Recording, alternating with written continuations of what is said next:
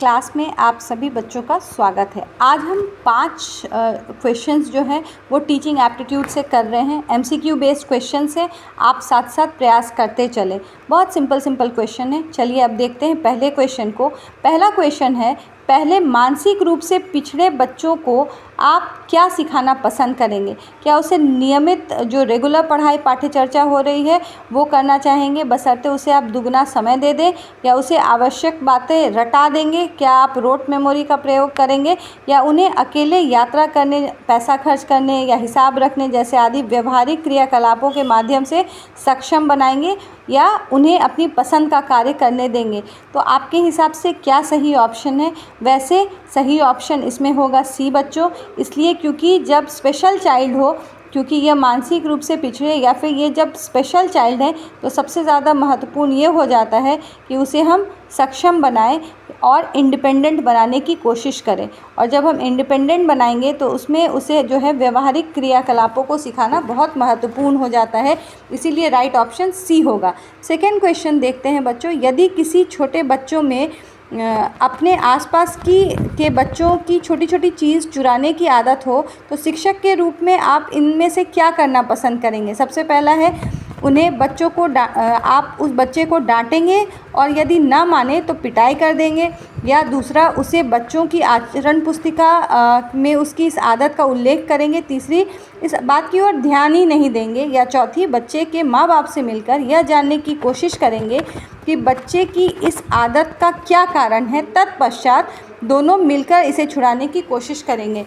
तो आप बताएं, इसका जो राइट ऑप्शन है वो डी है बच्चे। इस तरह शिक्षक जो है वो केवल कुछ घंटों के लिए रहता है, लेकिन बच्चा जो है वो घर के परिवेश में ज़्यादा समय बिताता है। तो टीचर और पेरेंट जब तक यहाँ सिंक नहीं करेंगे, एक दूसरे को समझेंगे नहीं, तब तक ये बच्चे की समस्या हल नहीं होगी, क्योंकि ये एक व्यवहारिक समस्या है। इसीलिए इसका हल जो है वो पेरेंट्स और टीचर को साथ मिल के लेना होगा, और हमारा राइट ऑप्शन जो है वो ऑप्शन डी होगा।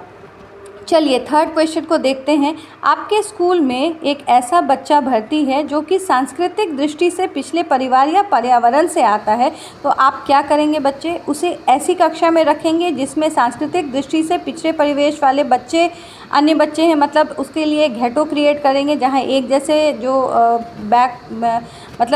पिछले परिवार से आते उन्हें एक ग्रुप में कर देंगे। दूसरा, किसी अध्यापक को उस बच्चे के पिछड़े सांस्कृतिक परिवेश की जानकारी प्राप्त करने के लिए भेजेंगे कि ऐसा है या नहीं, या उसे एक सामान्य कक्षा में रखेंगे किंतु उस पर विशेष शिक्षण का प्रबंध कर देंगे, स्पेशल टीचिंग आप करेंगे, या उसे किसी व्यावसायिक शिक्षण में जाने की सलाह देंगे।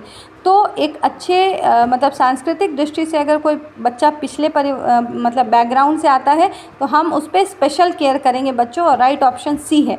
चलिए अब एक क्वेश्चन जो है वो लेसन प्लान पे आधारित है। पाठ्य योजना का उद्देश्य डैश होना चाहिए, आप बताएं।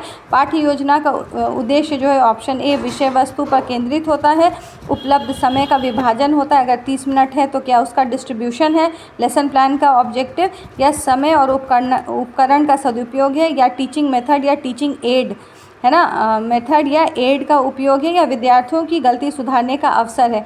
तो बच्चों लेसन प्लान जो होता है उसका जो सीधा उद्देश्य होता है वो होता है विषय वस्तु पे केंद्रित, टॉपिक जो है वो केंद्रित होता है। फिफ्थ, तोड़फोड़ करने वाले नटखट छात्र को सही रास्ते पे लाने के लिए आपका क्या सुझाव होगा?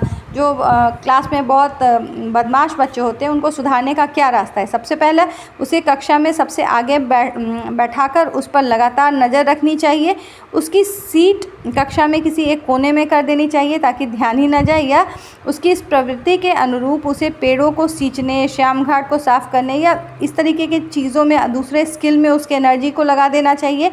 या जब भी वो नटखट बने या कोई ऐसी हरकत करे तो बीच कक्षा में जो है उससे सवाल पूछा जाना चाहिए।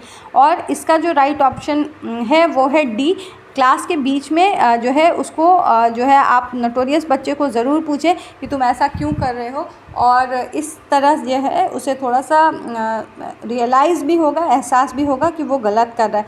आई होप आपको ये पांचों एमसीक्यू समझ में आया होगा, और आप इसको प्रैक्टिस करते रहें। मैं लगातार जो है वो एमसीक्यूज़ चाहे वो लॉजिकल रीजनिंग के हो या टीचिंग एप्टीट्यूड के लाने का प्रयास कर रही हूँ, और आप भी जुड़े रहें। अगर आपके मतलब सिलेबस में ये हम टॉपिक्स वैल्यू ऐड करता है तो इस चैनल को ज़रूर सब्सक्राइब करें।